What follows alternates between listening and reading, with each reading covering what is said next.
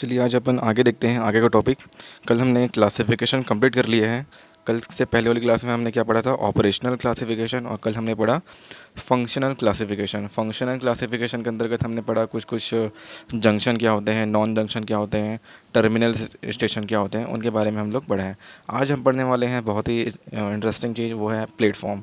ठीक है, जो आपने रेलवे स्टेशन में platform number 1, platform number 2, platform number 3 ऐसे नंबर्स ऑफ प्लेटफॉर्म जो देखे हैं, उसकी साइज़ क्या होती है, उसकी लेंथ कितनी हो सकती है, उसकी हाइट कितनी रखते हैं हम लोग, उसके बारे में हमको आज पढ़ना है। ठीक है, तो आपने जैसे कि प्लेटफॉर्म देखा है, प्लेटफॉर्म आपने गाँव में कुछ इस तरह का प्लेटफॉर्म देखा होगा। ठीक है, जिसकी प्लेटफॉर्म की हाइट तो नहीं होती है, ना के बराबर ही होती है, वो रेलवे लाइन जो ट्रैक है, ट्रैक के लेवल के ही बराबर का आपका प्लेटफॉर्म होता है। इसमें यात्रियों को ट्रेन में चढ़ने में बहुत ही दिक्कतें होती है, इसलिए हमको एक मिनिमम हाइट देना है हमारे प्लेटफॉर्म का, ताकि सभी के सभी यात्री हमारे ट्रेन पे आसानी से चढ़ सकें, आसानी से बोर्डिंग कर सकें और वहीं से आसानी से उतर भी सके। ठीक है, तो ये इस टाइप का आप देखे हो। गांव में आजकल सभी स्टेशनों में कुछ कुछ बन चुका है, लेकिन कुछ स्टेशन आज भी ऐसे ही हैं। ठीक है, जिनकी हाइट अभी नहीं है फ़िलहाल। इसके बाद आपने देखा है जो अच्छे अच्छे स्टेशन होते हैं, उसमें प्लेटफॉर्म की हाइट बहुत ही अच्छी होती है। उस प्लेटफॉर्म की हाइट अच्छी होने के कारण आप आसानी से, जब आप स्टेशन पर जाते हो, स्टेशन पर जाने के बाद हम आसानी से हमारे बोगी वैगन्स में, स्लीपर कोच या जनरल कोच, जहाँ भी आप एसी कोच में आसानी तरीके से आप चढ़ पाते हैं और आसानी तरीके से वहाँ से उतर पाते हैं। तो उसी के बारे में आज हमारा डिस्कशन है। ठीक है, कि प्लेटफॉर्म के क्या इसेंशियल्स हैं, क्या क्या वहाँ होनी चाहिए। ठीक है, और इसी के बारे में हमको आज पढ़ना है। ठीक है, तो चलिए शुरू करते हैं। प्लेटफॉर्म को सबसे पहले अपन डेफिनेशन देखते हैं। आप एक डेफिनेशन ये खुद जानते हो, प्लेटफॉर्म का यूज़ क्यों होता है, प्लेटफॉर्म का यूज़ क्यों होता है, पता है आपको? प्लेटफॉर्म का यूज़, जो आपके यात्री हैं उनको चढ़ना भी है और उनको उतरना भी है। ठीक है, यात्री को चढ़ने के लिए और यात्री को उतरने के लिए, इसी को बस प्लेटफॉर्म बोलते हैं। आसान तरीके से इसको ऐसा अपन डिफाइन कर सकते हैं। ठीक है, अब इसी का डेफिनेशन आपको दिखाता हूँ मैं। ऐसा ही कुछ लिखा हुआ है, आप देख सकते हैं।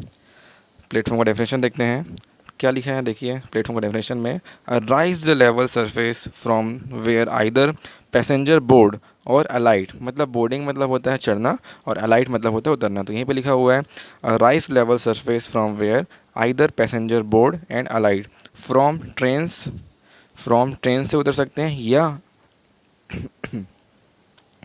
या हम इस प्लेटफॉर्म का क्यों यूज़ करते हैं, लोडिंग और अनलोडिंग के लिए हम इसका इस्तेमाल करते हैं।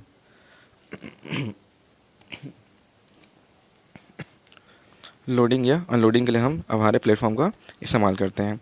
ठीक है, तो इसी को हम क्या बोलते हैं, प्लेटफॉर्म। प्लेटफॉर्म का मेनली यूज़ क्या है, मेनली यूज़ ये है, यात्रियों के चढ़ने और उतरने के लिए हम प्लेटफॉर्म का यूज़ करते हैं, या जो गुड्स हैं, गुड्स मतलब सामान जो होते हैं, उन्हें लोड या अनलोड करने के लिए हम प्लेटफॉर्म का यूज़ करते हैं। इसी को ही हम क्या बोलते हैं, प्लेटफॉर्म बोलते हैं। ठीक है, तो जनरली आप देख रहे हो यहाँ पे प्लेटफॉर्म को दो भागों में डिवाइड कर चुका है।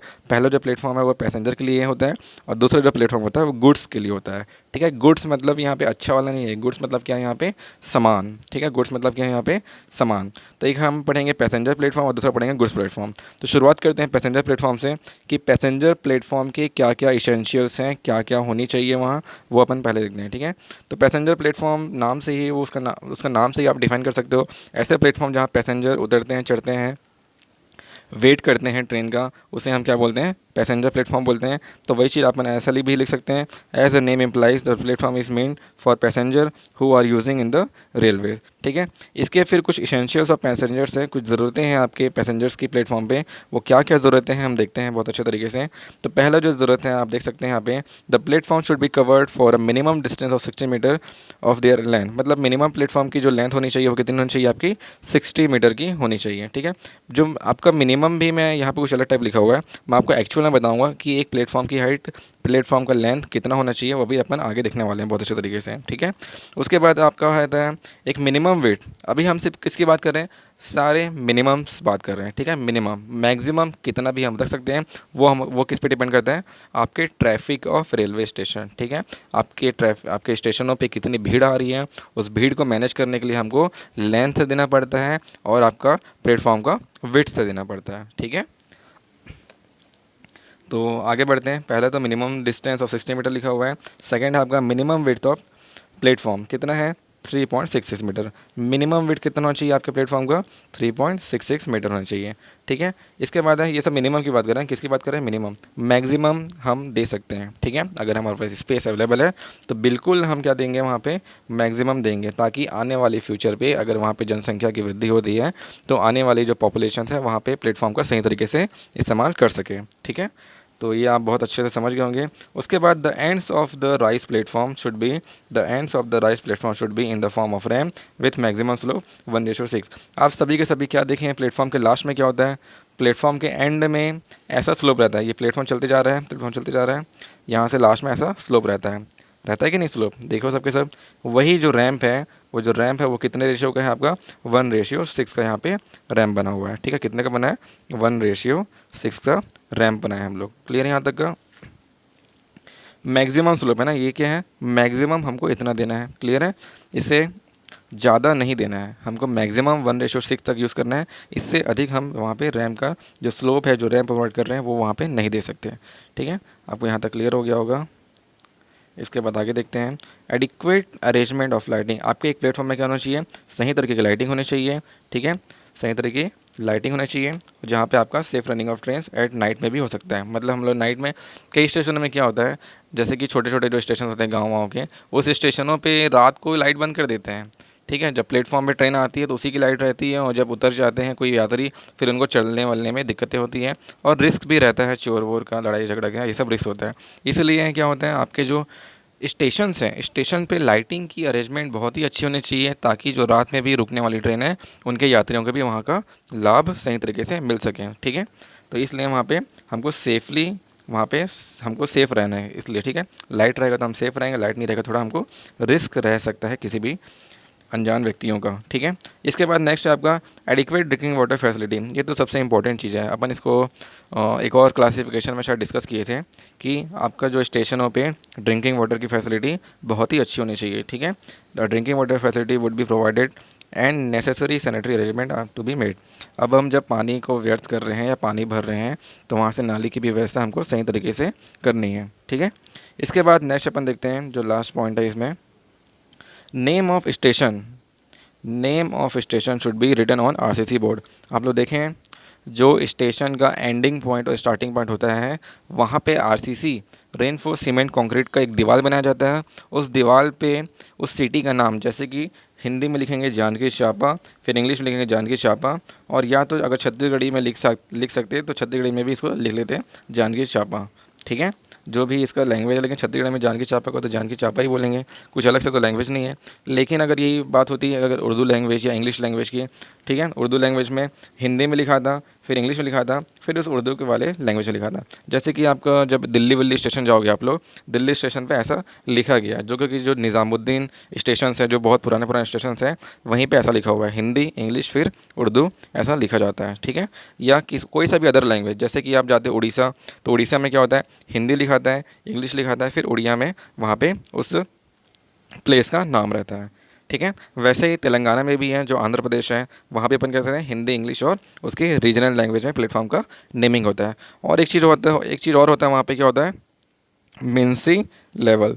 आपको पता ही है ये मिन्सी लेवल क्या होता है, समुद्र तल से ऊंचाई वहाँ पे लिखी जाती है। हर स्टेशनों पे उसकी समुद्र तल से ऊंचाई लिखी जाती है, ठीक है। क्यों लिखते हैं? क्योंकि हमारा जो प्लेटफॉर्म है हमेशा समुद्र तल से ऊंचाई होना चाहिए, ताकि आने वाले समय में अगर समुद्र का पानी थोड़ा ऊपर आ जाता है तो क्या होना चाहिए, आपका जो स्टेशन है वो हमेशा ऊपर चाहिए, वहाँ पानी नहीं आना चाहिए, ठीक है। लेकिन हम लोग क्या लेते हैं, मिन्सी लेवल। आपका जो मतलब मिन्सी लेवल हम लोग क्या करते हैं, समुद्र तल से आपकी ऊंचाई ले जाते हैं। इसका यूज़ कब होता है, जब आप सर्वे करते हो ना, सर्वे में हम लोग एक बेंच मार्क लेते हैं, बेंच मार्क में मिन्सी लेवल की आवश्यकता पड़ती है, ठीक है। तो ये आपका मिन्सी लेवल का यहाँ पर अपन यूज़ कर सकते हैं, ठीक है। तो यहाँ पे name English Hindi and regional language लिखा हुआ है। If any this board place at extremities of the platform and the right angles of the moving track. अगर आपका ट्रेन ऐसा जा रहा है, अगर आपका ट्रेन ऐसा जाता है, ठीक है, तो उसका जो बोर्ड लगा रहता है, बोर्ड कैसा लगा रहता है, इसके राइट एंगल में लगा रहता है बोर्ड, ठीक है। बोर्ड ऐसा लगा हुआ है, ठीक है। जो आरसीसी का ब्लॉक है वो ऐसा लगा रहेगा, राइट एंगल में उसके लगे रहेंगे, ठीक है। एक्सट्रीमिटीज़ ऑफ द प्लेटफॉर्म मतलब लास्ट में, या तो उसका लास्ट या तो उसका स्टार्ट, ठीक है। स्टार्टिंग पॉइंट और एंडिंग पॉइंट में ये रहती है, बीच में नहीं रहती है, ठीक है। बीच में ऐसा नहीं लगा होता। आप लोग कभी देखे हो नहीं देखे होंगे मे बी। पुराने स्टेशन में अगर पुराने स्टेटमेंट का अगर इंक्रीमेंट हुआ है, उसका अपन डेवलपमेंट किए हैं, तब आप देखे होंगे। ठीक है, कुछ कुछ स्टेशंस हैं अभी भी यहाँ छत्तीसगढ़ में जो बीच बीच में भी इसका इस टाइप का आरसीसी बोर्ड लगा हुआ है, क्योंकि उसका इंक्रीमेंट हो गया तो इंक्रीमेंट में इसको नहीं हटाया गया है। ठीक है, यहाँ तक आप सभी क्लियर होगा। ये था क्या, आपके जो पैसेंजर्स हैं उनके एसेंशियल्स हैं। ठीक है, उनके लिए हमको जो करना है वो यहाँ पे लिखा हुआ है।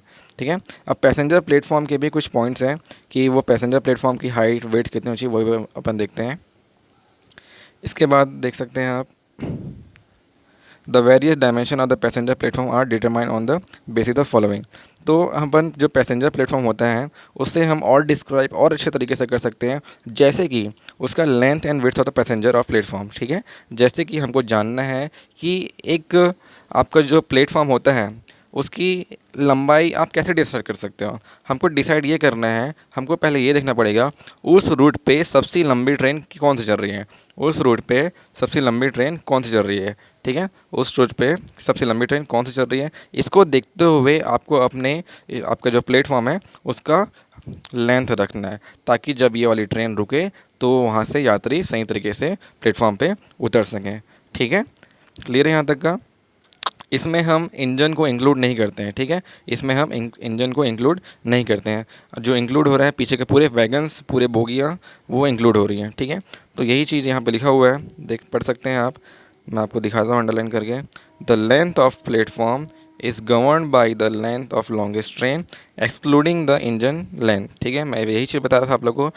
जो लेंथ ऑफ प्लेटफॉर्म को हम डिसाइड कैसे कर सकते हैं, उस रूट पे सबसे लंबी ट्रेन जो चल रही है उससे अपन डिपेंड कर सकते हैं। ठीक है, likely to use the platform. ठीक है, उसके बाद अपन देखते हैं minimum length of specified for passenger. Minimum length कितना दिया गया है, 180 मीटर, और आपका डिज़ायरेबल लेंथ कितना दिया गया है यहाँ पे, 305 मीटर ब्रॉड गेज के लिए। एक मिनिमम दिया है, एक डिज़ायरेबल दिया है। ठीक है, मिनिमम हमको 180 रखना है, 180 मीटर से हमको आपका प्लेटफॉर्म की लेंथ को कम नहीं करना है। ठीक है, हमेशा कितना होना चाहिए, 180 मीटर, मिनिमम 180 मीटर। मैक्सिमम कितना भी हो सकता है, मैक्सिमम किस पे डिपेंड करेगा, उस रूट पे आने वाली सबसे लंबी ट्रेन पे वो डिपेंडेड है। ठीक है, इसके बाद अपन विड्थ देखते हैं। एक जो आपका जो प्लेटफॉर्म होता है उसका एक मिनिमम विड्थ है। मिनिमम विड्थ कितना है, 3.66 metre. Minimum width of passenger platform is 3.66 metre for all gauges. ठीक है, यहाँ पे अपन मिनिमम विड्थ है ना 3.66 मीटर, लेकिन हम मिनिमम को नहीं देके थोड़ा ज़्यादा देते हैं, ताकि आने वाले समय में अगर फ्यूचर में अगर उस एरिया का एक्सपांशन होता है या उस एरिया में पॉपुलेशन का इंक्रीमेंट होता है तो जो भीड़ आने वाली है वो भीड़ को ये विड्थ कंट्रोल कर सके। ठीक है, तो यहाँ पे आप देख सकते हैं, जैसे कि मैं दिल्ली में था, तो दिल्ली का जो मेट्रो स्टेशन है, मेट्रो स्टेशन का जो जैसे कि ये आपका मेट्रो ट्रेन है, तो इतनी चौड़ी चौड़ी उसकी प्लेटफॉर्म थी, आप सोच नहीं सकते हैं। क्योंकि उसको बनाया इसलिए गया है, उसको 2040 के हिसाब से बनाया गया है कि आने वाले 2040 में अगर पॉपुलेशन ज़्यादा भी हो जाती है तो जो विड्थ ऑफ प्लेटफॉर्म है वो आने वाली भीड़ को सही तरीके से संभाल लें। ठीक है, आप भी कभी जाएंगे तो देखना इस चीज़ को। दिल्ली के जो मेट्रो स्टेशन हैं उनके जो प्लेटफॉर्म्स हैं बहुत चौड़े चौड़े हैं, बहुत ही चौड़े चौड़े हैं। ठीक है, लेकिन आपको लगेगा, आप सोचोगे कि उतना चौड़े दिया ही क्यों है, ये दिया इसलिए गया है ताकि ये फ्यूचर में पॉपुलेशन इंक्रीमेंट हो तो वो भीड़ को पूरा संभाल लें। ठीक है, जो आपके जो दिल्ली मेट्रो जो बने हैं वो 2040 या 2050 के हिसाब से बने हैं। ठीक है, 2040 या 2030 ऐसा मतलब फ्यूचर के लिए बनाया गया उसको। ठीक है, प्रेजेंट के लिए नहीं, उसको किस लिए बनाया गया, फ्यूचर को भी सोच के बनाया गया। लेकिन हम लोग कैसे काम करते थे, हमेशा प्रेजेंट को लेके काम करते थे, लेकिन वो बहुत बढ़िया इंजीनियर ने ये सोचा कि इसे फ्यूचर एक्सपांशन के लिए बनाया जाता है तो उसको वैसा बनाया गया है। ठीक है, तो देख सकते हैं आप हमारे इंडिया में जो लॉन्गेस्ट प्लेटफॉर्म्स हैं उनकी लिस्ट यहाँ पे दी गई है। ठीक है, लेकिन ये जो लिस्ट है वो बहुत ही पुरानी हो चुकी है, ये सब लिस्ट अभी काम की नहीं है। ठीक है, लेकिन जो पुरानी बुक्स है, मेरी जो पुरानी बुक्स है उसमें ये सब लिस्ट लिखा हुआ है। तो पहला आपका सोनपुर, फिर खड़गपुर, फिर लीनुकलू, फिर आपका बसवाड़े, फिर झांसी, ये सब जो स्टेशन है ये अब बहुत ही पुराने हो चुके हैं, इसको आप ना देखें तो ये अच्छा रहेगा। लेकिन अभी नया वाला अपन देख लेते हैं। नया वाला क्या है, अभी लॉन्गेस्ट प्लेटफॉर्म ऑफ इंडिया कौन सा है, लॉन्गेस्ट प्लेटफॉर्म ऑफ इंडिया, सोचो। हमारा बिलासपुर भी इसके अंतर्गत है, पता होगा कि नहीं आपको पता नहीं, लेकिन हमारा बिलासपुर का जो स्टेशन भी है वो भी बहुत ही लंबा है, ठीक है, वो भी हमारा टॉप 10 के अंतर्गत आ जाता है। तो सबसे पहला जो हमारा स्टेशन है, देख सकते हैं आप, biggest station in India with highest number of platform, अपन देख सकते हैं गोरखपुर रेलवे स्टेशन, ठीक है। गोरखपुर जो रेलवे स्टेशन है वो सबसे लंबा स्टेशन है हमारे इंडिया का। कितना लंबा है? कम से कम 1.3 किलोमीटर, ठीक है। यहाँ पे आप देख सकते हैं कितना लंबा है ये, 1.366 किलोमीटर। तो ये आपका मेन पॉइंट्स हैं, ठीक है। आपका गोरखपुर रेलवे स्टेशन जो है वो कितना लंबाई है उसकी, 1.36 मीटर। ये भी पुराने हो गए हैं कुछ, अभी और इंक्रीमेंट हुआ है, तो वो हम नया डाटा भी अपन देख लेंगे, नेट से आप मिला सकते हो, ठीक है। इसके बाद है आपका नेक्स्ट जो रेलवे स्टेशन है वो है कोलम जंक्शन इन केरला। कोलम जंक्शन केरला का जो लेंथ है वो कितना है आपका, 1.180 मीटर। इसके बाद जो तीसरे में आता है वो खड़गपुर रेलवे स्टेशन है। खड़गपुर रेलवे स्टेशन की जो लंबाई है वो कितनी है, आप देख सकते हैं यहाँ पे जो लंबाई है इसकी 1.072 मीटर, मतलब ऑलमोस्ट 1 किलोमीटर, ठीक है, 1 किलोमीटर से इंक्रीज़ है। क्लियर है यहाँ तक का। इसके बाद हमारा चौथे पॉइंट में आता है बिलासपुर रेलवे स्टेशन। कौन सा आता है? Bilaspur railway station Chhattisgarh. ये भी लॉन्गेस्ट प्लेटफॉर्म ऑफ इंडिया के अंतर्गत आते हैं, क्योंकि यहाँ दो लाइन्स है, ठीक है, दो रूट्स के लिए दो अलग अलग प्लेटफॉर्म बने हुए हैं। इस वाले लाइन पे पूरा क्या है आपका प्लेटफॉर्म नंबर 1, 2, 3, 4 ऐसा करके, फिर उधर साइड है आपका 5, 6, 7 ऐसा करके वहाँ पे लॉन्गेस्ट आपका इस तरीके से वो लेंथ इसकी बढ़ जाती है बहुत ज़्यादा, ठीक है, देखे भी होगे बहुत लंबा है। फिर बिलासपुर के बाद आते हैं आपका, बिलासपुर का अपन लेंथ देख लेते हैं, कितना लेंथ है यहाँ का, 802 मीटर, ठीक है, 802 मीटर। हर साल इंक्रीमेंट होता है, कुछ ना कुछ करते हैं अगर डेवलपमेंट होता है तो। लेकिन ये किस पे डिपेंडेंट है? Length of platform. सोचो किस पे डिपेंडेंट है? उस रूट पे आने वाली सबसे लंबी ट्रेनों पे ये डिपेंडेंट है। जितनी उस रूट पे लंबी ट्रेन आएगी उतनी हमको प्लेटफॉर्म हमारी रखनी है, ताकि सारे बोगी से, सारे वैगन से सभी पैसेंजर हमारे प्लेटफॉर्म में सही सलामत सही तरीके से उतर सकें, ठीक है। इसके बाद है इसका नेक्स्ट है आपका बिलासपुर के बाद है आपका झांसी का जो लेंथ है वो 770 मीटर है। फिर आता है आपका सोनपुर, जो अभी उस टाइम हमारे जो पुराने बुक में ये पहले नंबर पे है, वो अभी लास्ट में आ जाता है सोनपुर का, ठीक है। इसकी जो लंबाई है वो 738 मीटर है। बुक में कुछ और लिखा है, थोड़ा डिफ़र करता है, ठीक है। सोनपुर का जैसे कि यहाँ पे हाइट लिखा हुआ है, लेंथ लिखा हुआ है 736, ठीक है। तो वही आसपास ये है। तो ये पुराने चार्ट है, नया चार्ट मैं आपको दिखाया, या आप नेट से भी और इसका नया वैल्यू लिख सकते हैं, ठीक है। लेकिन लिखना है longest platform of India is Gorakhpur railway station, ठीक है, ऐसा अपन लिख सकते हैं। और हम लोग ये भी लिख देंगे कि बिलासपुर हमारे चौथे नंबर पे आता है या तीसरे नंबर पे आता है, वो भी आप यहाँ पे लिख सकते हैं, ठीक है। तो ये है आपका length and width of railways. इसके बाद clearance between centre line and adjacent track of the edge. Diagram में समझो क्या लिखा हुआ है यहाँ पे, आपका जो ट्रैक है, ट्रैक के सेंटर लाइन से आपका जो एज है, आपका जो प्लेटफॉर्म का एज से जो डिस्टेंस है, उसे हम क्या बोल रहे हैं यहाँ पे, क्लियरेंस बोला जा रहा है। उसे हमें क्या बोला जा रहा है यहाँ पे, क्लियरेंस, ठीक है। तो आपका ब्रॉड गेज के लिए ये क्लियरेंस की वैल्यू अलग है, मीटर गेज के लिए क्लियरेंस की वैल्यू अलग है, और आपके नैरो गेज के लिए क्लियरेंस की वैल्यू अलग है, ठीक है। तो देखते हैं ये क्लियरेंस आप समझे कि नहीं। क्लियरेंस किसको बोला जा रहा है? ये जो ग्रीन वाली लाइन दिख रही है आपको, ये क्लियरेंस है, ठीक है। ये क्लियरेंस हमको देना होता है हमारे प्लेटफॉर्म पे, ठीक है। मतलब आपका जो अगर ये ट्रैक है, उस ट्रैक से हमें कितना दूर हमको बनाना है हमारा प्लेटफॉर्म, ये कैसे चलेगा पता? ये ऐसे चलेगा पता। आपको पता होना चाहिए क्या कि clearance between centre line of adjacent track and the edge of platform ये होता है, ठीक है। तो आपको ये जब पता होगा तभी आप बना पाओगे ये वाला प्लेटफॉर्म की दूरी, आपके ट्रैक से प्लेटफॉर्म की दूरी अपन तब निकाल सकते हैं, ठीक है। तो अपन देखते हैं, तो यहाँ पे लिखा हुआ है India the clearance is cap 1.676 metre for broad gauge, मतलब 1.676 फॉर ब्रॉड गेज, मतलब सी की जो वैल्यू हो क्या है यहाँ पे 1.676। आपको पता होगा कि ब्रॉड गेज का गेज डिस्टेंस भी कितना होता है, 1.676 ही होता है, ठीक है। तो यहाँ पे दोनों मैच हो जाता है। तो आपको यहाँ पे याद रहेगा कि ब्रॉड गेज का जो गेज डिस्टेंस है वो 1.676 मीटर है, और इसके लिए जो क्लियरेंस देते हैं अपन कहाँ, प्लेटफॉर्म पे, वो भी कितना होता है, 1.676 मीटर ही होता है, ठीक है। यहाँ तो आपको क्लियर होगा। वैसे ही अपन देखते हैं जो आपका ब्रॉड गेज का हो गया, मीटर गेज का देखते हैं। मीटर गेज में आप देख सकते हैं मीटर गेज के लिए कितना है क्लियरेंस, 1.35 मीटर। यहाँ पे ये मत याद रख लेना 1 मीटर के लिए आपका 1 मीटर क्लियरेंस होगा, ये याद नहीं रखना, ठीक है, ये याद नहीं रखना, क्लियर है। जैसे कि आप ब्रॉड गेज का सोचिए 1.676, तो 1.676 उसका भी होगा। वैसे मीटर गेज के लिए 1 है तो उसका भी 1 होना चाहिए, ऐसा नहीं है। ठीक है, यहाँ पे कितना दिख रहा है आप लोग को? 1.35 मीटर फॉर मीटर गेज। ठीक है, 1.35 metre for metre gauge and 1.22 metre for narrow gauge. ठीक है, उस ट्रैक के सेंटर लाइन से, अगर आपका ये ट्रैक है, ठीक है, अगर आपका ये ट्रैक है, इसके सेंटर से आपका एज ऑफ प्लेटफॉर्म, ठीक है, एज ऑफ प्लेटफॉर्म का डिस्टेंस हमको यहाँ से चल जाता है पता। ठीक है, जब ये पता है तो हमको ये भी चल जाएगा पता कि हमारे जो ट्रैक से हम कितना दूर हमारा प्लेटफॉर्म बनाएंगे। क्लियर होगा आप सभी को यहाँ पे? तो ये था आपका क्लियरेंस। इसके बाद बारी आती है elevation of passenger platform with respect to rail level. यहाँ पे बात हो रही है हाइट ऑफ प्लेटफॉर्म की। ठीक है, यहाँ पे बारी आ रही है हाइट ऑफ प्लेटफॉर्म की।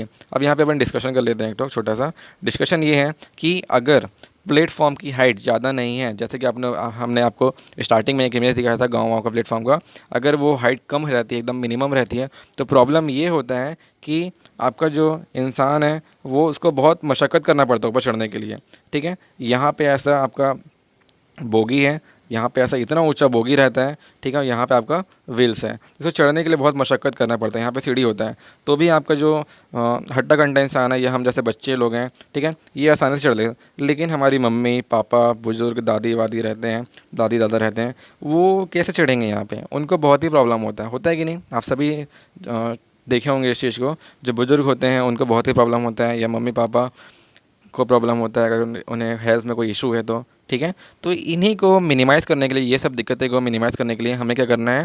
हमारे प्लेटफॉर्म की हाइट को सही रखना है, ताकि किसी भी यात्रियों को, किसी भी पैसेंजर्स को किसी भी प्रकार का तकलीफ़ ना हो। ठीक है, तो उसी के बारे में ये चीज़ है, अपन पढ़ते हैं इसको। ठीक है, देख सकते हैं आप, elevation of passenger of platform for respect to rail level. ठीक है, तो यहाँ पे लिखा हुआ है as regard the elevation of platform 3 types of platform namely. 3 type के यहाँ पे प्लेटफॉर्म होते हैं। कौन कौन से? एक तो जो रेल लेवल का प्लेटफॉर्म होता है, दूसरा लो लेवल का प्लेटफॉर्म होता है, और तीसरा हाई लेवल का प्लेटफॉर्म होता है। ठीक है, आपका रेल लेवल मतलब वो रेल ट्रैक के बराबर ही होता है। उसके बाद लो लेवल जो थोड़ा ऊंचा होगा लेकिन लो ही रहेगा। इसके बाद बारी आती है high level of platform are common in India. इसके बाद यहाँ पे एक थोड़ा अजीब टाइप का लाइन लिखा हुआ है, पढ़ के बताता हूँ आप लोगों को। With high level of platform the ramps are provided at a slope of 1/6। ये तो सही लिखे हैं। इसके बाद जो लिखे हैं the high level of platform are not preferred due to danger of passenger accident, delay in boarding and alighting. ठीक है, डिले इन बोर्डिंग मतलब उन्हें ट्रेनों पर चढ़ने के लिए और ट्रेनों से उतरने के लिए यहाँ पे कुछ डेंजरस पॉइंट्स हैं। ठीक है, ऑफ द पैसेंजर। यहाँ पे डेंजर समझना, डेंजर क्या है? यहाँ पे डेंजर की बात ये की जा रही है, ट्रेन पे चढ़ने के लिए बात नहीं की जा रही है। ट्रेन पे चढ़ने की बात की नहीं की जा रही है।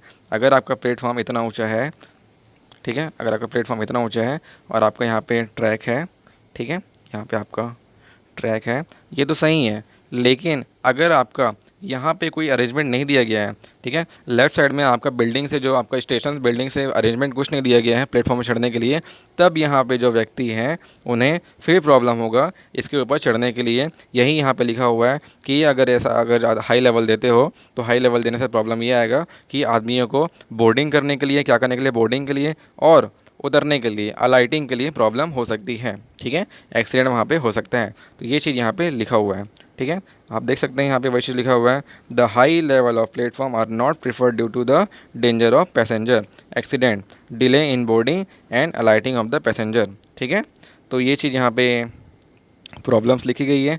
आपका जो हाइट होता है, मतलब जो कितना हाइट होता है वो अपन नीचे देखते हैं। मतलब एक मिनिमम हाइट होता है जो कि आपके बोगी और आपका जो प्लेटफॉर्म है वो मैच कर जाए। ठीक है, आपका बोगी का जो सीढ़ी होता है जहाँ से अपन अंदर घुसते हैं, एंटर पॉइंट होता है वो, और आपका जो प्लेटफॉर्म लगभग थोड़ा सा मैच हो जाए, तो भी आपका जो बोगी होता है प्लेटफॉर्म से हल्का सा ऊंचा ही रहता है। ठीक है, आप लोग देखे हो।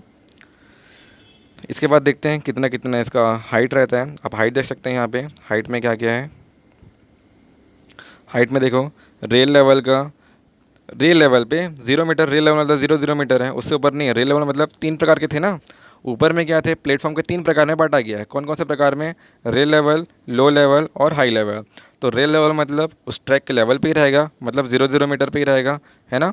और वैसे ही अगर लो लेवल की बात करें तो लो लेवल ब्रॉड गेज के लिए हम लोग बस प्रीफर करते हैं कितना, 0.45 मीटर, ठीक है। लेकिन मीटर गेज के लिए एप्लीकेबल नहीं है और आपका नैरो गेज के लिए भी ये एप्लीकेबल नहीं है। लेकिन आपका हाई लेवल प्लेटफॉर्म में कुछ लिमिट दे दी गई है कि आप 0.76 से 0.684 मीटर ब्रॉड गेज के लिए प्लेटफॉर्म की हाइट दे सकते हैं। वैसे ही मीटर गेज के लिए 0.312, 0.41, वैसे ही नैरो गेज के लिए 0.232, 0.41। ये चीज़ें हैं, ये हम याद रखें तो ठीक है, नहीं रखें तो भी ठीक है, लेकिन ऑब्जेक्टिव टाइप क्वेश्चन पे ये सब पूछ सकता है, ठीक है। तो यहाँ तो आपको क्लियर होगा।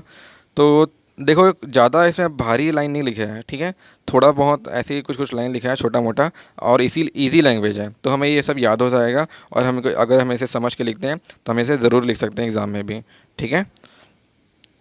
इसके बाद है आपका स्लोप ऑफ प्लेटफॉर्म। हमें कितना देना है स्लोप ऑफ प्लेटफॉर्म, ठीक है, हमें इतना देना है स्लोप ऑफ प्लेटफॉर्म, एक मिनिमम ग्रेडियंट देना है हमारे प्लेटफॉर्म पे, ताकि आपका पानी का आराम से ड्रेनेज सही तरीके से हो जाए, वाटर का ड्रेनेज फैसिलिटी बहुत ही अच्छी हो, आपका प्लेटफॉर्म में किसी भी प्रकार का पानी ना रुका हो। क्योंकि कई बार क्या होता है, किसी का ट्रेन मिस होने वाला रहता है और ट्रेन निकलते रहती है तो लोग भागते हैं, वहीं पानी भर गया तो सब के सब गिरते जाएंगे, स्लिप होते जाएंगे, है ना। इसीलिए अपन क्या करते हैं, भागना तो नहीं है वैसे, ट्रेन को कभी भी भाग के मत पकड़ना, ठीक है, ये रिस्की होता है बहुत ज़्यादा, कोई भी नहीं करेगा ऐसा, भाग के किसी को ट्रेन नहीं पकड़ना है, या चलते हुए ट्रेन से किसी को उतरना भी नहीं है, ठीक है, डेंजर हो सकता है। बहुत लोग घुस जाते हैं क्योंकि ट्रेन में ही वहाँ से खिंचा जाते हैं, ठीक है। तो ये बहुत डेंजर चीज़ है, इसमें ऐसा कोई कुछ नहीं करेगा। तो स्लोप ऑफ प्लेटफॉर्म की बात कर रहा था, यहाँ पे एक डायग्राम था, डायग्राम को दिखा देता हूँ। देखो डायग्राम दिख रहा है आप लोगों को, यहाँ पे स्लोप ऑफ 1 in 30 यहाँ पे दिया हुआ है, ताकि आपका जो ड्रेनेज है सही तरीके से इधर हो जाए, ठीक है, कहाँ, आपके ट्रैक साइड में। फिर यहाँ पे आप तो नाली होता ही है, आप लोग देखे हो बड़े बड़े प्लेटफॉर्म में, यहाँ पे आपका ड्रेनेज के लिए यहाँ पे नालियाँ रहती है, वहाँ से आपका पानी सही तरीके से ड्रेन हो जाएगा, ठीक है। तो यहाँ तक आप सभी को क्लियर होगा। आगे बढ़ते हैं, कितना देना है हमको, 1 in 30, कितना देना है हमको, 1 in 30 का स्लोप देना है हमारे प्लेटफॉर्म्स पे, क्लियर है।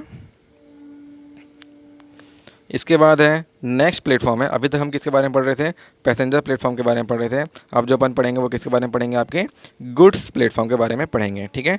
तो गुड्स प्लेटफॉर्म क्या होता है, गुड्स प्लेटफॉर्म इसके नाम से ये समझ सकते हैं कि जो प्लेटफॉर्म सामान के लोडिंग या अनलोडिंग करने में काम आता है उसे हम क्या बोलते हैं, गुड्स प्लेटफॉर्म बोलते हैं, ठीक है। तो वही चीज़ लिखा है, as the name implies this platform are use for loading and unloading of goods.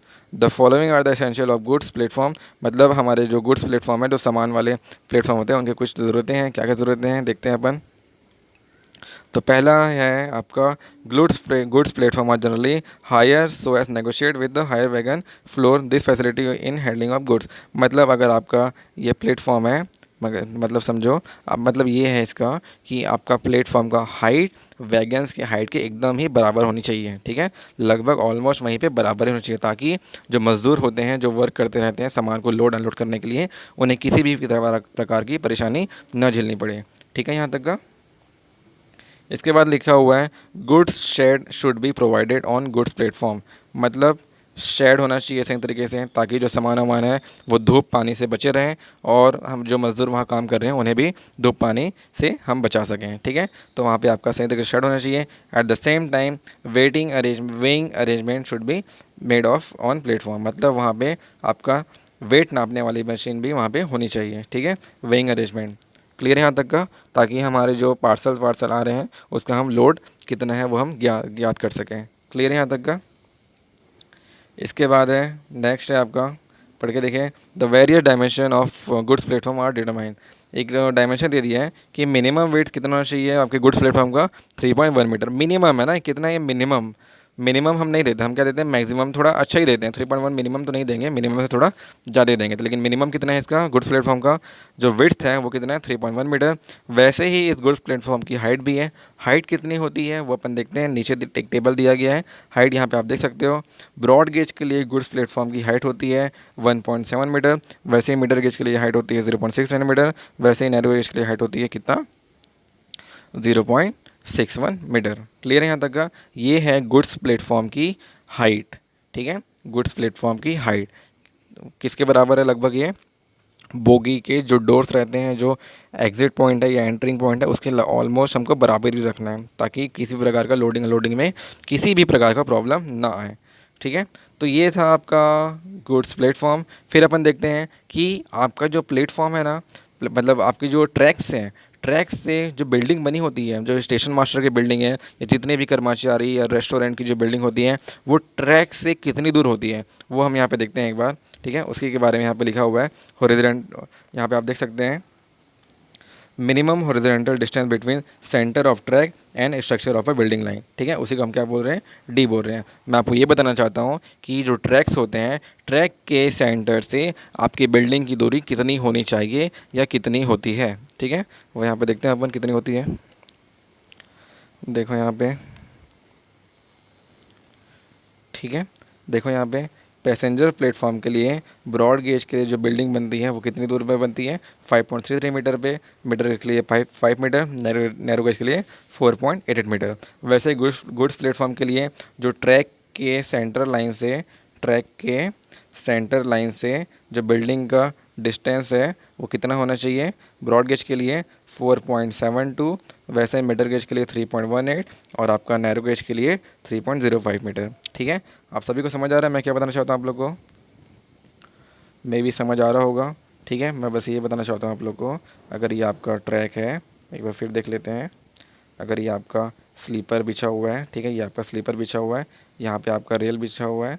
ठीक है, इस रेल के सेंटर से अगर आपकी यहाँ पे एक बिल्डिंग है, ठीक है, जो कि आपकी स्टेशन की जो बिल्डिंग होती है, स्टेशन की बिल्डिंग बोल रहे हैं, बाहर का घर वार नहीं बोल रहा हूँ मैं, स्टेशन का बिल्डिंग की बात कर रहे हैं। ठीक है, उस स्टेशन की बिल्डिंग से मतलब ये जो दूरी है आपका जो ट्रैक के सेंटर लाइन से, इसकी दूरी, ठीक है, कितनी है पैसेंजर प्लेटफॉर्म की, 5.33 मीटर फॉर ब्रॉड गेज, और आपका गुड्स प्लेटफॉर्म के लिए कितना है, 4.72 मीटर। क्लियर होगा मे बी। ठीक है, ये आपका बिल्डिंग है, कौन सा, स्टेशन का जो बिल्डिंग्स रहते हैं वो सब के बारे में अपन बात कर रहे हैं। तो यही था आपका प्लेटफॉर्म के बारे में। अभी मैं नेक्स्ट आपको बता रहा हूँ, एक और टर्म यहाँ पे यूज़ कर रहे हैं अपन, साइडिंग। अपन एक टर्म यहाँ पे यूज़ कर रहे हैं, साइडिंग। ठीक है, अच्छा यहाँ पे एक पॉइंट छूट गया था, मैं बता देता हूँ आप लोगों को। यहाँ पे एक पॉइंट छूटा था हमारा, ये वाला point, to facilitate for direct access from the goods of platform to the goods, siding and marshalling yard should be provided.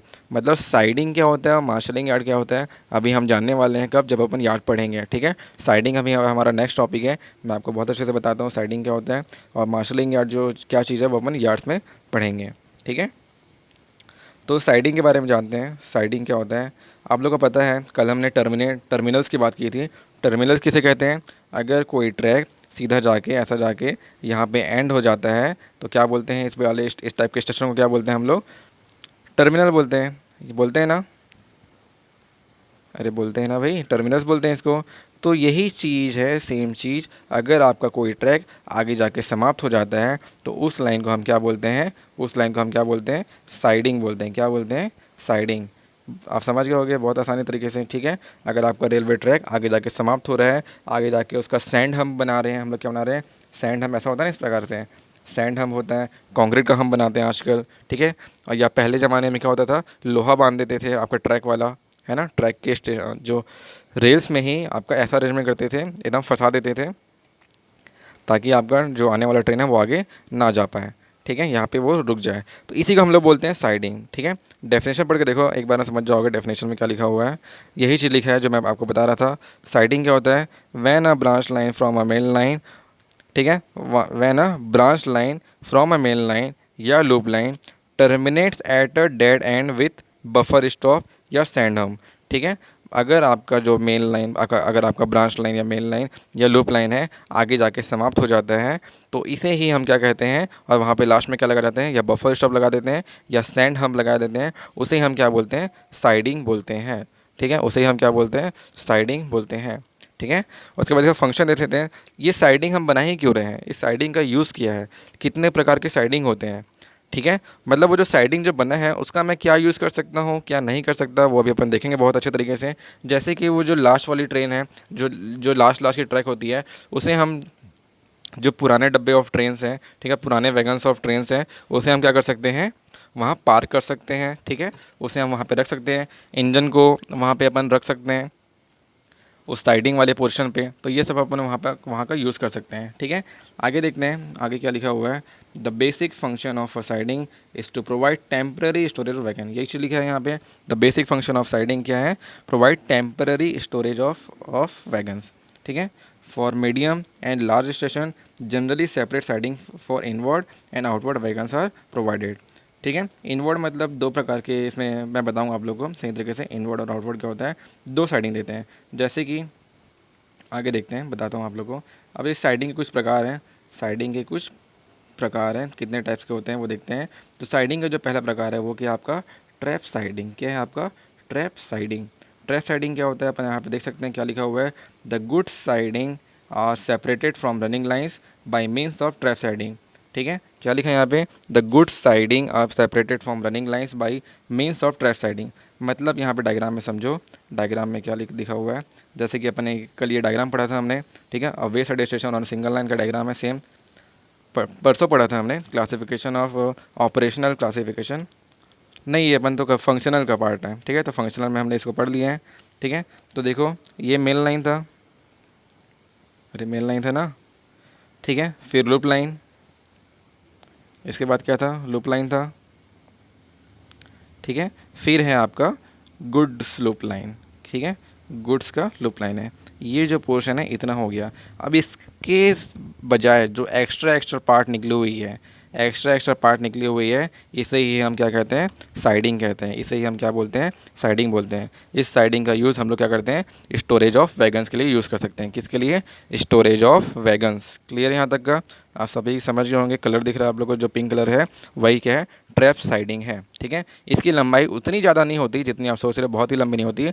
छोटी छोटी लेंथ पे रहती है, जितने में एक दो वैगन्स आ जाएँ। ठीक है, या एक वैगन्स या एक इंजन वहाँ पे खड़ी हो जाए, आसानी तरीके से वहाँ पे पार्क हो जाए। तो यहीं पे बताया जा रहा है, एक इनवर्ड होता है और एक आउटवर्ड होता है। एक इनवर्ड वैगन के लिए अपन यूज़ कर सकते हैं साइडिंग को, और एक आपका आउटवर्ड वैगन के लिए इस टाइप का यहाँ पे एक साइडिंग यूज़ कर सकते हैं। ठीक है, तो ये समझ गए होगे ट्रैप साइडिंग क्या होता है। ठीक है, गुड्स लूप के मतलब स्मॉल साइडिंग्स होते हैं, उसे अपन क्या बोलते हैं? Trap siding. बड़े साइडिंग को क्या बोलेंगे मैं बताऊंगा आप लोग को। तो वही चीज़ यहाँ पे लिखा हुआ है, पढ़ के देखो एक बार। The goods siding are separated from running lines. वो क्या था? जो रनिंग लाइन थी, गुड्स लाइन थी, जो गुड्स लाइन थी सेपरेट लाइन था। अगर ये गुड्स वाली लाइन है तो उससे क्या था? वो अलग से सेपरेट था। ठीक है, अलग से क्या था? वो सेपरेट लाइन था। क्लियर है यहाँ तक का?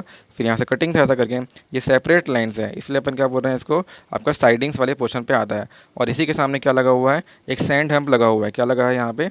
एक सैंड हम्प या कंक्रीट का यहाँ पे अपन हम्प लगा दिया। हम मतलब एक प्रकार का ब्रेकर है, जिससे आपका ट्रेन अगर इस टाइप इस साइड ढूल रहा है या वो उसका ब्रेक फेल हो गया तो यहाँ पे टकरा के वो आगे यहीं पे रुक जाए, आगे ना जाए।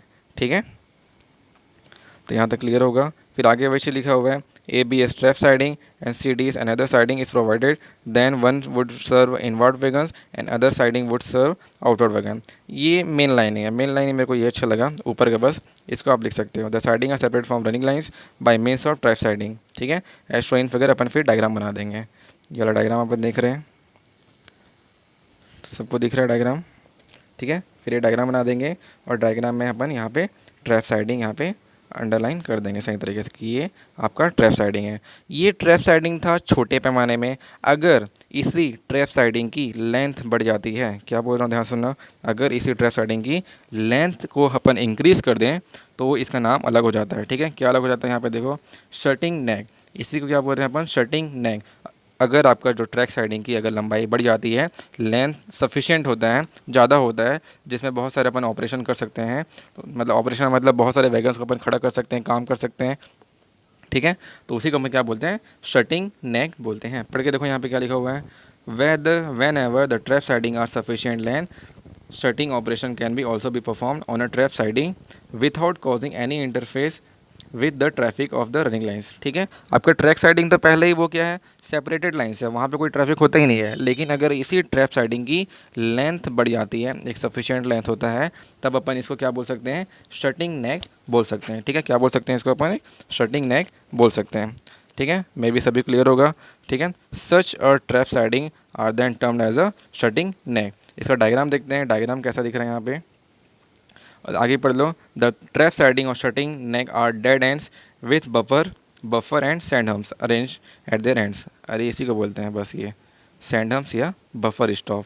ऐसा देखे होगे यार तुम लोग, ठीक है। नहीं देखे तो मैं दिखा दूंगा एक इमेज भेज के आप लोग को, ठीक है। इसी को क्या बोलते हैं, सैंड हम्प। यहाँ पे ऐसा लोहा लगा रहता है, ठीक है। इस प्रकार से ब्रेकिंग पॉइंट रहता है, ठीक है। तो इसका डायग्राम देखो, ये भी कल वाला डायग्राम है। डबल लाइन के लिए away side station on a double line. यहाँ पे आप देख सकते हैं मेन लाइन, देखो ये मेन लाइन है, दो मेन लाइन थे, है ना। इसके बाद आपका एक गुड्स लाइन है, एक क्या है यहाँ पे गुड्स लाइन है, वहाँ पे एक रिफ्यूज लाइन है। रिफ्यूज लाइन लूप लाइन की तरह ही काम करता है, आपको कल पता है, कल वाली क्लास अपन देखे हैं। और यहीं पे आपका क्या है, एक ट्रैप साइडिंग। मान लो एक ट्रैप साइडिंग है, लेकिन इस ट्रैप साइडिंग की अगर सफिशिएंट लेंथ होता है, लेंथ बढ़ जाती है, तो उसी को अपन क्या बोलते हैं, शटिंग नेक बोलते हैं, ठीक है। उसी को हम क्या बोलते हैं, शटिंग नेक बोलते हैं, ठीक है। क्लियर होगा। एक ही चीज़ है ना, अगर ये छोटा होता है ना, छोटू सा, तो अपन क्या बोलते हैं, ट्रैप साइडिंग बोलते हैं। क्या बोलते हैं उसे, ट्रैप साइडिंग बोलते हैं। लेकिन यहीं पे क्या है आपका, इसका लेंथ क्या है, इंक्रीज़ है, मतलब ज़्यादा सफिशिएंट लेंथ हमको वहाँ पे दे रहे हैं, तो उसे अपन क्या बोलेंगे, शटिंग नेक बोलेंगे, ठीक है। ये हो गया आपका शटिंग नेक। इसके बाद है आपका कैच साइडिंग। आप बॉल जैसे कैच करते हो ना, वही हमको अब वैगन कैच करना है। जैसे अपन बॉल कैच करते थे, बॉल कैच किए हो ना, क्रिकेट विकेट खेले हो, कुछ भी खेले हो, तो उसमें कैचिंग वैचिंग होता है, ठीक है। तो वही अपन क्या कर रहे हैं यहाँ पे, अभी कैच करने वाले हैं। बस यही समझना है हमको, क्या करना है, वैगन्स को कैच करना है। कहाँ पे कैच करोगे, आपका अगर एक बॉल है, ये बॉल है, ये नीचे आता है, तभी तो आप पकड़ते हो ना, ऐसा करके पकड़ोगे इसको, है ना, ठीक है। बॉल को नीचे पकड़ोगे, ऊंचे स्थान से आ रहा है, तभी तो आप बॉल पकड़ोगे। वही चीज़ यहाँ पे वहीं पे है, यहीं पे इसी कॉन्सेप्ट को लाते हैं। अगर कोई सा स्टेशन, अगर सुनो बस, मैं फिर आपको दिखाऊंगा कैसे लिखा हुआ है। अगर कोई स्टेशन ऊंचे स्थान पे बना हुआ है, स्टीप रीजन पे बना हुआ है, तो वहाँ पे अगर ग्रेविटी के कारण कोई वैगन्स ढुल जाए, पीछे उसका मोमेंट हो जाए, बिना इंजन के अगर उसका मोमेंट हो जाता है, तो उसे कौन रोकता है, कैच साइडिंग रोकता है, ठीक है। उसे कौन रोकता है, कैच साइडिंग रोकते हैं। सुनने में समझ आया, अब लिखने में देखो कैसे लिखेंगे इसको, बहुत सारा लिखा हुआ है, ऊपर का बस पार्ट पढ़ते हैं। This siding are provided in case of hilly tracks where the gradients near the station are steep. वही बता रहे हैं, यहाँ का जो ग्रेडियंट है वो कैसा है, बहुत ही स्टीप है, मतलब एकदम ढलान वाला एरिया है। There is very possibility of vehicle running down on the grade which may lead to the accident. यही वही चीज़ बोल रहा है, अगर वहाँ पे कोई सा बोगी या वैगन खाली खड़ा है, तो उसमें मूवमेंट होने की संभावना बहुत ही होती है। किधर, पीछे मूवमेंट होने की, या आगे, जिधर भी स्टीप रीजन है, स्टीप स्लोप है, वहाँ पे उसका मूवमेंट होने का चांसेस बहुत ही ज़्यादा है, ठीक है। आगे बढ़ते हैं। If proper arrangement is not made in such cases, अगर हम ऐसा नहीं करेंगे इन स्थानों पे, तो एक्सीडेंट होने की संभावना बहुत ही ज़्यादा रहेगी, ठीक है। तो इसके विधि अपन क्या करते हैं, यहाँ पे अपन क्या कर रहे हैं, एक separate siding is provided for catching such wagons against the movement of vehicle under gravity. वही बता रहा था आप लोगों को, जब बॉल ऊपर जाती है तो नीचे आते हुए आप क्या करते हो, कैच करते हो। तो वही चीज़ यहाँ पे भी है। कैसे है, अगर वैगन्स ढुलते ढुलते नीचे आ रही है, running down in the position, ठीक है, तो क्या होगा, जो कैच साइडिंग है उसे वो संभाल लेगा, ठीक है। कैच साइडिंग क्या करेगा, उसे वहाँ पे रोक लेगा, ठीक है। पूरा जो उसका लोड है, उसका जो स्पीड है, वो वहाँ पे उसे हैंडल कर लेगा, ठीक है। तो इसी को हम बोलते हैं क्या, such siding is known as a catch siding. जितना अंडरलाइन किया हो वही बहुत अच्छे वर्ड्स हैं, उतना ही लिखना है। नीचे का लिखोगे तो थोड़ा बड़ा हो जाएगा, थोड़ा बेकार लाइनिंग है, ठीक है। ऊपर वाले लाइनिंग जो मैं अंडरलाइन किया हूँ, बहुत ही अच्छा लाइनिंग है, याद करने लायक। इसका डायग्राम देख लो, इस प्रकार से है, ठीक है। डायग्राम देख सकते हैं हम लोग, डायग्राम में दिया हुआ है मेन लाइन, रनिंग लाइन बोल रहे हैं, रनिंग लाइन से एक साइडिंग यहाँ पे बना हुआ है, ठीक है। अगर इस वाले पोर्शन पे कोई वैगन यहाँ पे ढुल जाता है, ठीक है, इस वाले पोर्शन पे क्या होगा, इस वाले पोर्शन पे अगर कोई वैगन खड़ा है और ये ढुल गया, पीछे रनिंग डाउन हो गया, तो यहाँ पे क्या होगा, ये हम्प लगाया गया है, और यही जो रेल्स लगी हुई है, इसे अपन क्या बोलते हैं, कैच साइडिंग बोलते हैं, ठीक है। देखो रेल्स वही सब यूज़र है। आप सोच रहे होगे कि सर जो आपका ट्रैप साइडिंग था, या शटिंग नेक था, या आपका कैच साइडिंग है, सभी रेल्स एक समान ही दिख रही है, ठीक है। उसका उस सिचुएशन पे अलग अलग नाम रख दिया गया है, ठीक है। जैसे कि हिली एरियाज़ में वही ट्रैप साइडिंग जो अपन ऊपर पढ़ रहे थे, उसी का नाम यहाँ पे, जो अपन ट्रैप साइडिंग देखे थे यहाँ पे, ठीक है। यहाँ पे जो ट्रैप साइडिंग देखे थे, यहाँ पे ट्रैप साइडिंग है, लेकिन अगर यही हिल एरिया में रखा है और इसे यहाँ पे सैंड हम तो लगता ही है सब में, सैंड हम वैंड हम लगा दिए, उसे अपन कैच कर रहे हैं, तो वही क्या हो जाएगा आपका कैच साइडिंग भी हो जाएगा। डायग्राम ऑलमोस्ट सभी का सेम बन रहा है, बस यूजेस थोड़े अलग अलग टाइप के हैं। ठीक है, यहाँ पे हम क्या नहीं कर रहे हैं, यहाँ पे शटिंग वर्क नहीं कर रहे हैं, यहाँ पे अपन वैगन को यहाँ पे पार्किंग नहीं कर रहे हैं, इसे हम खाली छोड़ेंगे। क्यों छोड़ेंगे? क्योंकि आने वाले सिचुएशन पे अगर उस एरिए पे यहाँ पे अगर वैगन्स खड़ा है, ये ढुल के ये रनिंग डाउन इन पोजीशन इस साइड होगा, राइट से पोजीशन पे होगा, तो ये वाला जो एरिया है ये उसे सैंड हम जो है उसे कैच कर लें, पकड़ लें, आगे जाने ना दें। ठीक है, तो ये था आपका कैच साइडिंग, नाम पे ही है। इसके बाद कुछ रईस लोग के लिए कुछ रईसी वाला चीज़ यहाँ पे देख सकते हैं। अच्छा, इसमें एक और चीज़ है, चलिए ठीक है, आज के लिए इतना ही करते हैं। यहाँ पे एक और चीज़ है, यहाँ पे मैं आपको दिखाता हूँ, एक चीज़ और छूटा हुआ है। ठीक है, स्कैन नहीं हो पाया।